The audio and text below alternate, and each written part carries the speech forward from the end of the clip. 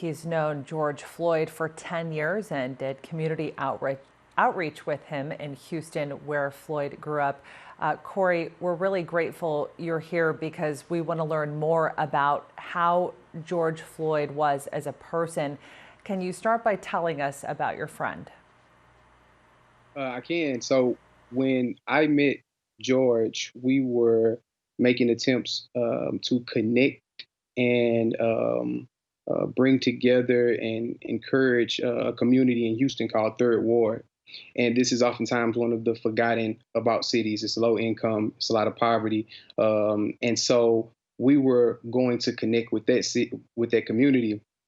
Um, we met George, and George was already doing work in the community, encouraging youth, speaking out against gun violence, being a mentor and a walking example. So George was our person of peace into the community. He was loved, he was respected, and he was from there.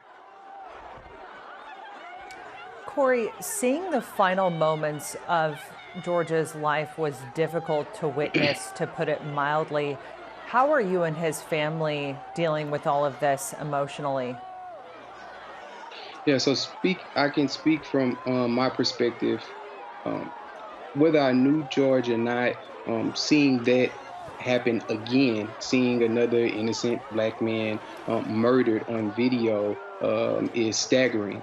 I was, we haven't even caught our breath from Ahmaud Arbery, and we see this with George. And the thing for me, because I personally know George, is that they see him possibly, or not even possibly, I strongly believe they see him as just another black man who they've dehumanized, because that's the only way that you can murder someone in the streets like that. But what they don't understand is that George was an advocate for change. He was a leader in his community. And so when you dehumanize a person the way that they did, um, you blind yourself with hate to the beautiful gift that was in George that was taken from us. Corey, seeing all of these protests, there's actually hundreds of people gathered in New York right now, and we are seeing somewhat of a standoff between protesters and police out of New York, but we know it's not just happening in New York, it's all across the nation. Seeing all of these protests in support of your friend, are you hopeful or anxious about where this movement is going? And how do you make sure that George Floyd's name is not another casualty of a black man at the hands of police? Yeah, so I'm hopeful through all of the protests. Um, People are hurt, people are passionate, people are angry.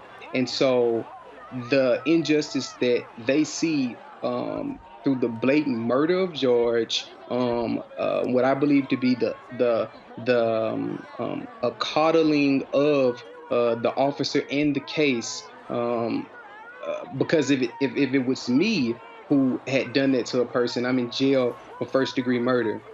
It's third degree murder. I believe it should be premeditated, because when you sit on a person's neck for that long, you have intention of harming them. So when you bring all of these issues together, understanding that this is something that continues to repeat itself, for us to take the view that the protesters are the main problem is the issue. The protesters are the effect of what a broken system is causing. And so my only hope is that we would transfer the energy of the anger and the hate into purpose and progress, so that George can be the straw that broke the camel's back, that leads us to true change in the system that's not working. Well, Corey, I hope for that too. You mentioned the coddling of the officer. I'm assuming that you're speaking about the arresting officer that was charged today with murder and manslaughter. What does justice look like to you, not just in terms of Floyd's death and how that case moves through the legal system, but as a black man living in America? Yeah. So justice looks like a genuine reformation of the system. It's not my personal opinion or some angry conspiracy theory that the system as we know it was not built for a black man to have equal opportunity or to prosper. And so until that system is radically changed, then this will continue to happen. So one thing is, I was a firefighter in Houston, Texas. I was a civil servant, and so as a civil servant, your first line of duty is to serve the community. And if you don't understand the community that you're serving, then you will never be able to truly see them and help them as they need it. So I think that the police system has to change from when they're cadets in the academy to truly understanding the community that they serve. And then on top of that, I believe law and legislation has to increase in review boards that are unbiased and and not connected to the specific precincts that can review these cases, and the consequences can be swifter and stricter.